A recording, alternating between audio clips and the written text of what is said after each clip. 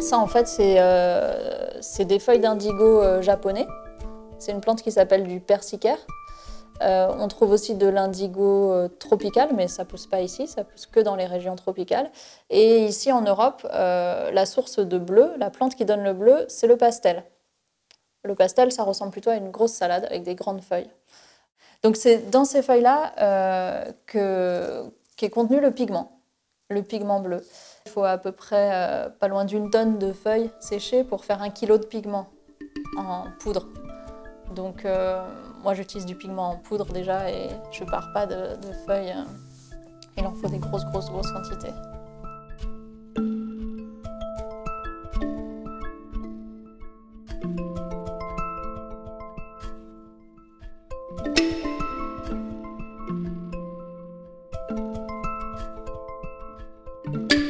La difficulté, c'est d'extraire le pigment de cette plante.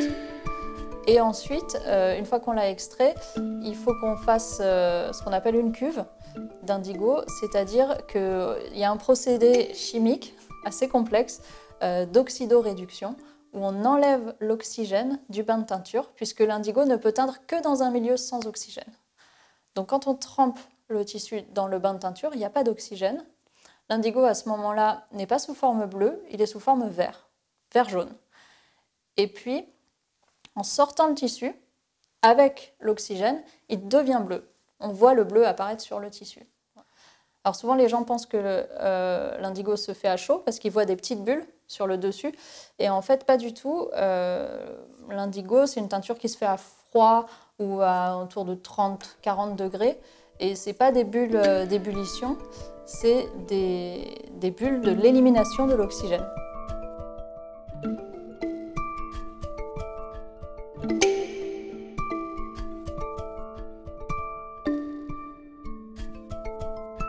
Il y a des bactéries dans l'indigo qui participent elles aussi à éliminer l'oxygène.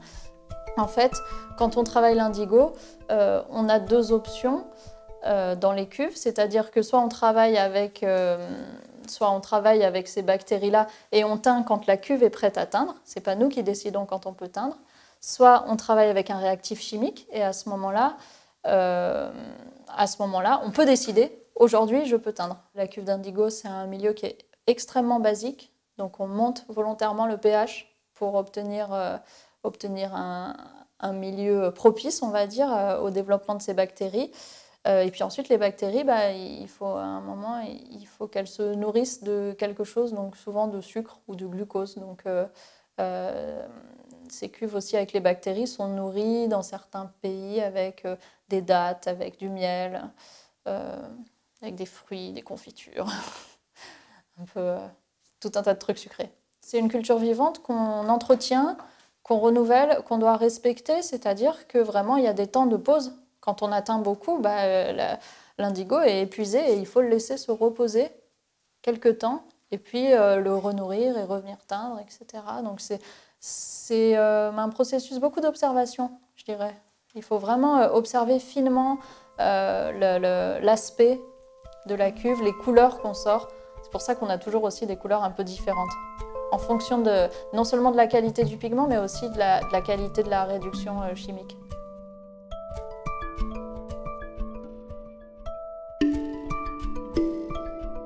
Dans certains pays, les cuves d'indigo se transmettent aussi. Je disais, c'est la 7e génération de teinturiers. Il y a des fortes chances pour que les indigos, eux, aient je ne sais pas combien, peut-être 150, 200 ans.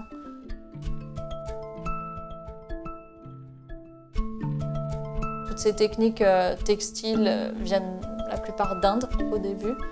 C'est vraiment les Indiens qui ont lancé toutes les techniques textiles. Et puis après, elles ont voyagé avec les textiles, avec les gens qui les achetaient, qui les vendaient ou qui les faisaient et qui ont bougé le long de la route de la soie, le long d'Inde jusqu'en Chine, puis au Japon, du Japon jusqu'en Afrique. Enfin, il y a une circulation, on va dire, et une circulation aussi des motifs.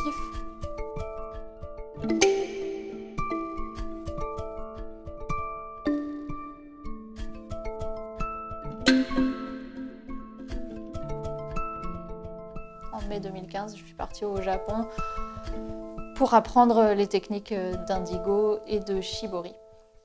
Shibori, c'est le terme japonais pour parler de teinture par résiste. Résiste, c'est en fait l'idée d'empêcher la teinture de rentrer à certains endroits spécifiques dans le tissu. Voilà, pour obtenir des motifs blancs sur fond bleu. Dans d'autres cultures, on trouve d'autres mots avec la même notion en fait, de presser le tissu, de le serrer. C'est serré entre, ça peut être des ficelles comme ça peut être cousu, ça peut être entre des planches de bois, selon les motifs qu'on veut faire. Et donc, on teint le tissu sous une forme contrainte. C'est-à-dire qu'il ne ressemble pas là, au tissu déployé. On le teint sous la forme d'un petit saucisson ou de quelque chose de très contraint, souvent réduit. Tout le tissu va dans le bain de teinture, mais dans le bain de teinture, tout le tissu n'a pas accès à la teinture en fait. Il y a des parties qui sont complètement protégées. Nous, on teint l'extérieur et après, on ouvre, on déplie et à l'intérieur, la teinture n'est pas rentrée et il reste le blanc aux endroits qu'on a volontairement protégés. En fait, c'est marrant parce que du coup, il y a tout un travail préparatoire très long qui est défait ensuite. Les Japonais peuvent mettre jusqu'à des mois de préparation avant de teindre un tissu. Il y a ce côté un peu Noël. Quand on ouvre, quand on déploie, à la fin de la teinture, on voit le motif et c'est quelque chose d'assez beau, souvent d'assez émouvant pour les gens qui le font.